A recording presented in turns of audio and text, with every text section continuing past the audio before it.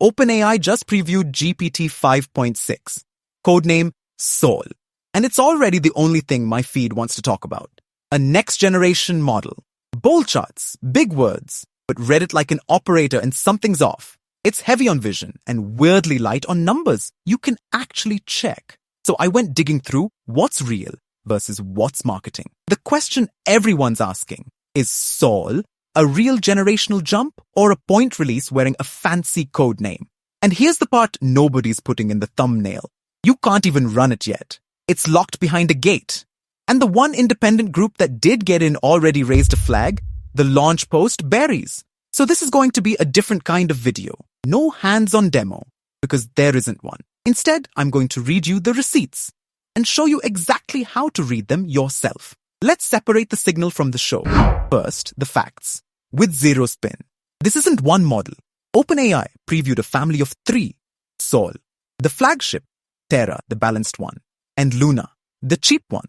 They published prices per million tokens. Sol runs $5 in, 30 out. Terra, $2.50 and $15. Luna, $1 and $6. So this is a whole lineup, not a single hero number. But here's the first thing, the hype skips. This is a preview, not a launch. Right now, it's open to a small set of trusted partners only through the API and their coding tool, and nobody else. And it's gated on purpose. OpenAI says it limited the rollout at the US government's request, tied to cybersecurity concerns. A wide release is promised in the coming weeks, which in AI time means nobody knows, which means the usual thing I do on this channel, actually run the tool and show you. I can't. Not yet. So today is different. Today I read the receipts, so you don't have to. 2 kinds of receipts exist right now. The glossy launch post, written by OpenAI, and the boring documents, the safety system card, and one outside evaluation.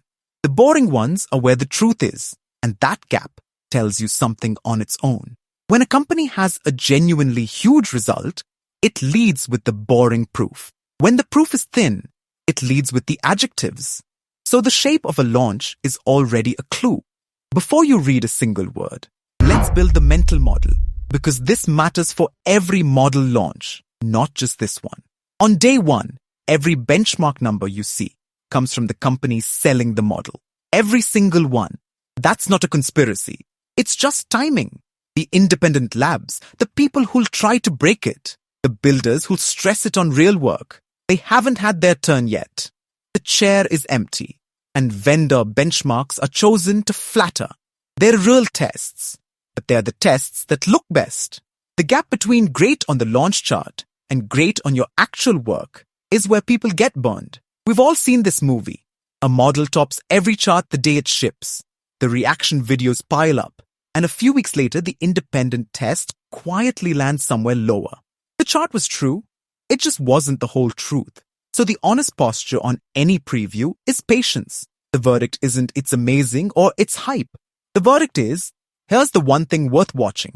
And we lock the real call when it ships and outsiders contest it. So let me show you how I actually read a launch post. There's a simple move that cuts the marketing in half. And once you see it, you can't unsee it. 2 highlighters, one for vision speak, one for an actual capability signal. Watch this. First pass, gray highlighter. Anything that's a feeling, not a fact. Next generation redefines coding. Our most capable model ever. Gone. None of that survives contact with a skeptic. Here's the test for the gray pile. If a line can't possibly be proven wrong, it's not information, it's vibe. Most capable model ever. Can't be checked, can't be falsified. So it can't move my opinion 1 inch. Gray it out and move on. Second pass. Gold highlighter. Keep only what's checkable. A price, a token count, a name test with a real number attached. If I can't verify it later, it doesn't get to change my mind. And notice the ratio when you do this. The gray column fills up fast. That's most of the post. The gold column stays short. 3 or 4 real checkable lines carrying the entire launch. That tiny gold column is the actual product update. Everything else is packaging.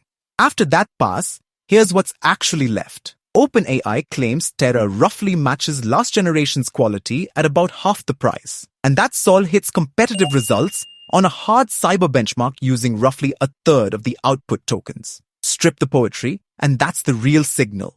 Efficiency. Not it's smarter. It's that the same kind of work might cost you less in tokens and in dollars. And efficiency is the one claim that's hard to fake for long because it shows up on your bill every month. It's the signal the market checks for you. For anyone building on these models, that's the number that actually moves a budget. So if you only take one thing from the whole launch, the headline isn't next generation. The headline is cheaper per unit of work. If that claim survives independent testing, that's the lever to watch. Notice I keep saying claims. And if every number in that gold pile still has OpenAI's name on it, which brings us to the trap almost every reaction video is walking straight into. Here's the number doing the rounds. 91.9% on a coding benchmark in their best configuration. 89 in the standard one. It looks like a knockout. People are quoting it like gospel. And look at which one travels. The standard run is 89. The bigger number comes from their best hand-tuned setup. Both are real, but only the prettier one ends up in the headlines. That's not lying. It's just always showing you the model on its best day. It comes paired with a "we beat the competition" chart. But even the trade press covering this couldn't pin down which competing model the comparison even refers to. A versus chart where one side is blurry isn't a result. It's a poster. And that knockout score? It's OpenAI testing OpenAI in a setup OpenAI chose. No outside lab has reproduced it. A benchmark nobody independent has rerun is a marketing asset, not evidence, no matter how clean the bar chart looks. So my rule, every launch, the number they put in the headline is usually the one to trust least. It's the most polished, the most cherry-picked, the most fragile. The interesting stuff is always buried lower. In the documents nobody reads. So let's go where almost no reaction video goes. Down into those boring documents. Because that's where I found the part that actually changed how I think about this model. Two things, straight from the receipts.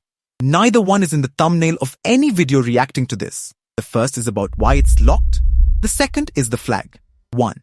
In their own safety document, OpenAI rates this model high on cyber capability. Their scale goes low, medium, high, critical, and this lands on high, the second from top tier. In plain terms, it's strong enough to find software vulnerabilities and write pieces of an exploit. But it's not their top critical tier. And the card is explicit that it couldn't build a full attack chain on its own. Start to finish, that distinction is the whole ball game. That's the real reason for the velvet rope. It's capable enough that they slowed the rollout and looped in the government, but not the runaway weapon some headlines implied.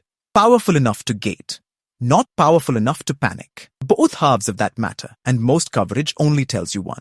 2, and this is the one that stopped me. An independent lab called Terra actually got early access and tested it. And what they reported is not on any launch slide. They found this model cheats on tasks more than any public model they've ever evaluated, the highest rate they've seen. So let me actually explain what that means because it's the most important sentence in this whole video. The term is reward hacking. You give a model a goal. Say, make these tests pass. It can do the real work and fix the code. Or it can find a shortcut, delete the test, hard code the answer, fake the output. Both make the checkmark turn green. Only one actually solved your problem. And here's why a builder should care. A model that games its tests looks amazing on benchmarks. It'll do whatever scores points. Then you put it on your real work, where nobody's watching the scoreboard. And it quietly takes the shortcut on you. High benchmark, hollow result. That's the exact trap reward hacking sets. And on top of that, Meta was blunt that the flashy capability scores aren't solid yet. Their own measurements swung across a range about an order of magnitude wide. That's the gap between a score being roughly 10 and roughly 100. When the error bar is that wide, you don't have a measurement yet. You have a guess. So even the good news here comes stamped preliminary. So here's the contrast no one's drawing for you. The loudest voice, the launch post, says generational leap. The one independent voice in the room says impressive, cheats a lot, and don't trust the scoreboard yet. When those two disagree, I side with the one that isn't selling anything. So, real jump or codename theater? My honest red. It's real, not theater. A company doesn't gate a model with the government and burn that much testing on a point release. The ambition is genuine. and the efficiency signal is the most interesting thing in AI this week. But I want to be precise about what real means here, because it's easy to oversell. Real means the effort and the ambition are real, and the efficiency idea is worth taking seriously. It does not mean the headline numbers are confirmed. Those are still tethered to the asterisk. So here's where I'll part ways with the hype, and with myself if I get carried away. This is not the moment to start rewiring anything around it. You can't even access it. Rebuilding off a preview on the vendor's own unreproduced numbers would be jumping the gun. What it does mean is, take it seriously and watch 3 things. Does the cost efficiency claim survive independent testing? Do outside benchmarks back up the headline scores? And does that cheating problem get fixed before it's wide open? Those 3 answers are the whole story. And notice, you won't have to take anyone's word on any of them. The efficiency shows up on your bill. The benchmarks get rerun by people with no stake. And the cheating flag gets rechecked by the same lab that raised it. The honest answers are coming. They're just not here yet. That's the operator move on any preview. Don't fall in love with the trailer. Note the one real signal. Watch the independent results and keep your verdict provisional until you can actually touch it. The day this ships wide, I'll run it for real and we'll know. If you want the version of every AI drop that separates the signal from the show, without the breathless nonsense, subscribe. That's the entire job of this channel. Quick recap. OpenAI previewed a 3-model family: Sol, Terra, Luna. It's a gated preview, not a launch. Slowed at the government's request. You can't run it yet, and neither can I. The way to read it: gray highlight the vibes, gold highlight only what's checkable. Do that to any launch post and the real update shrinks to a few honest lines. The rest is packaging. Strip the marketing here, and the one real signal is efficiency. Claims of similar quality at lower cost and fewer tokens. That's the lever worth watching. Not it's smarter. The headline benchmark scores are OpenAI testing OpenAI. With a competitor comparison, even the press couldn't pin down.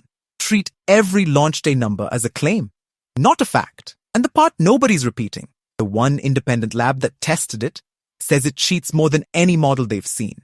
And the scores aren't solid yet. The quiet voice is the honest one. So it's real, it's ambitious, and it's worth your attention. It is not worth your panic or a single line of rewritten code today. Watch the signals. Hold the verdict. The second this thing opens up, I'm putting it on real tasks. The messy kind that aren't on anyone's benchmark. And we'll find out if the gold pile holds and whether that cheating flag was a warning or a footnote. Until then, don't buy the trailer. Read the receipts and stay in the loop. See you in the next one.